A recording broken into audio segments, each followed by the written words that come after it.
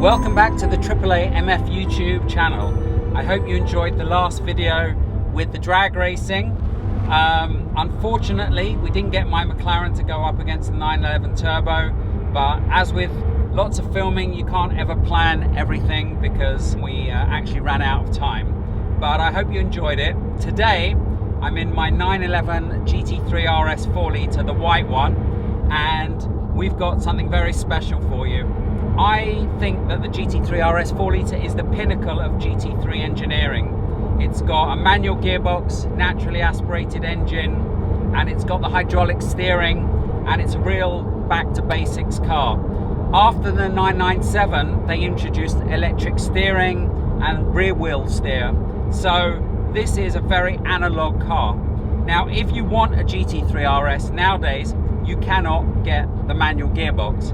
However, there is one car that kind of has the same ethos as this and has a manual gearbox, and that is the 911 GT3 Touring.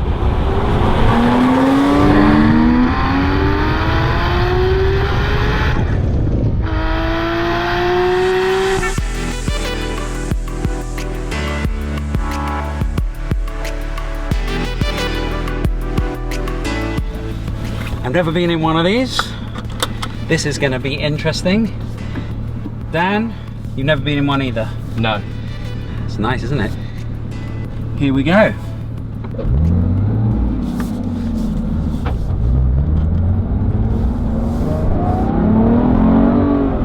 So what is this car? This is a 911 with a GT3 RS engine without the big spoiler on the back, and it has a manual gearbox. This car revs up to 9,000, which makes it pretty special.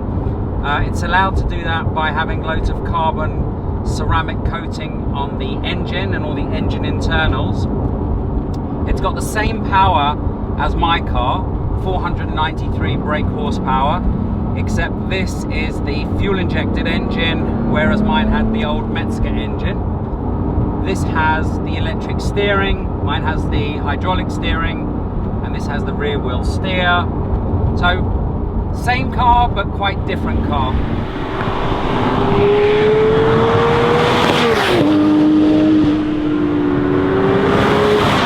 So, immediately when you get into this car, you feel like it's a lot more compliant on the country roads.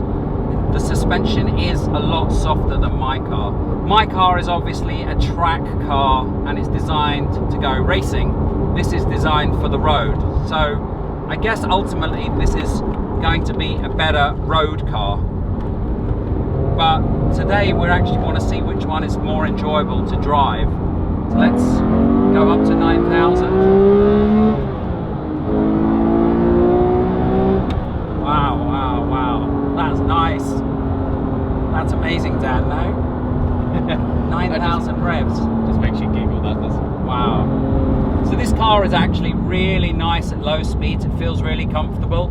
But then as soon as you start to change down the gears and start to push it a bit, it really comes alive. There's a little bit of a lag, like when you're in third gear at around 3,000, you put your foot down. It's not a very linear power delivery. It almost feels a bit like a turbo lag. Not as torquey as my car, as you'd imagine. My car's got a lot more torque. It's a race-derived engine. This feels very compliant. It feels very nice on the B roads. It feels a lot softer, a lot better on the bumps. My car's got a very, very hard suspension designed for the track. When you go into like a little bump in the road, the car like bounces up and down. This one doesn't. It's much nicer ride. Oh, it's wonderful. Wonderful car. And the handling is unbelievable. Whoa. Whoa. 9,000. Wow. Wow. Wow. Wow. This is a fantastic car. I would summarize it by saying that if you want a daily driver, this is the perfect 911. This car, Porsche have done a great job making this a perfect road car. Lucky 64 owners in the UK.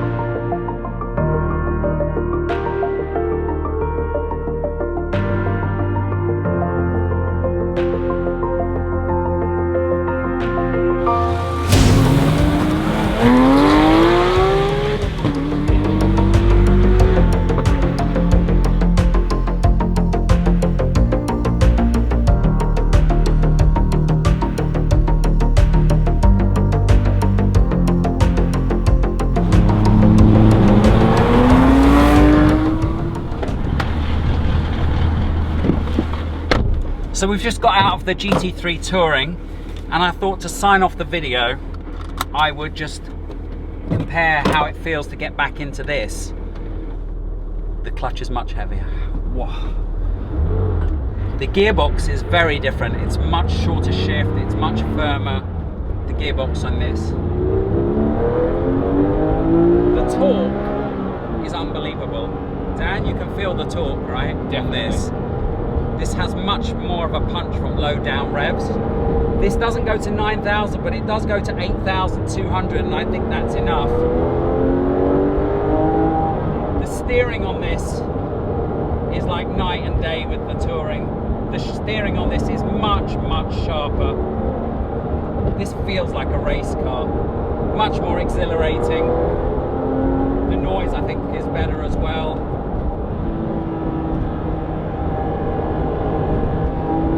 Yeah, I prefer this. I'm not selling this.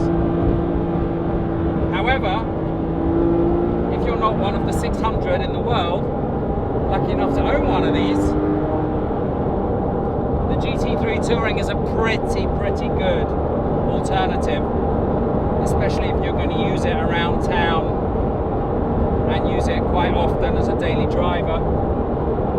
But nothing compares to the 4 litre.